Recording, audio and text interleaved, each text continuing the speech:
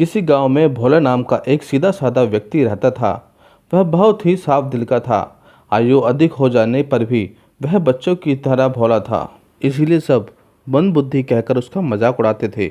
वह जहाँ भी कोई भी काम पकड़ता, थोड़े ही दिनों में उसका रोजगार छिन जाता, क्योंकि दुनिया के साथ चलने के लिए कपट बुद्धि की ज़रूरत होती है। इस तरह कई कामों में हाथ आजमाने के बाद भी वह बेरोजगार था। उसके खाने के लाले पड़ गए। एक रात भोला मंदिर के सामने बैठकर बुरी तरह रो रहा था। हे ईश्वर, मुझसे कोई काम नहीं बनता। मेरे लिए कोई व्यवस्था कर दें या मुझे अपने पास बुला लें।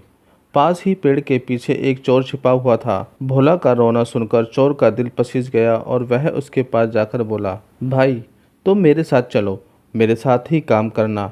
भोला ने पूछा कि आप क्या काम करते हैं? चोर ने सीधे बता दिया कि मैं चोरी करता हूँ। भोला ने कहा, मुझे चोरी करना नहीं आता। चोर ने कहा, मैं सिखा दूंगा। दोनों साथ चल पड़े।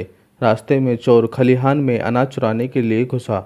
उसने भोला को एक पेड़ पर चढ़ा दिया और कहा कि अगर खेत का मालिक आता है तो झट से आवाज़ लगा दे। अभी चोर खलिहान में घुसा ही था कि भोला जोर जोर से चिल्लाया, मालिक देख रहा है, मालिक देख रहा है। उसकी आवाज़ सुनकर चोर झटपट भाग खड़ा हुआ।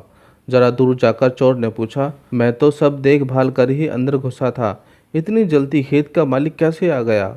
तुमने उसे कितनी दूर देखा था? भोला ने कहा, मैंने खेत के मालिक को थोड़े ही देखा, मैंने तो दुनिया के मालिक को देखा।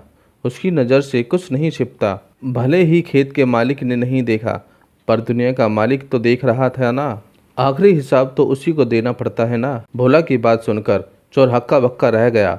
उसकी आंखों में आंसू आ गए। उसने कहा, भाई सब मुझसे बोलते रहते थे कि ये काम गलत है, मैंने कभी किसी की नहीं मानी, पर आज तुमने मेरी आंखें खोल दी। सही कहा, आखिरी हिसाब तो उसी के सामने देना पड़ता है। तुम अपने इसी सीधीपन के कारण दुनिया में मात खा रहे हो, पर तुम्हारे इसी स्वभाव के कारण मेरे जैसे कितने ही लोग सुधर जाएंगे। तो चलो आज से हम दोनों नेकी से काम करते हैं और जितना भी मिलेगा मिलजुल कर बांट कर खाएंगे। इसी तरह चोर सुधर गया और भोला की भी व्यवस्था भगवान ने बना दी।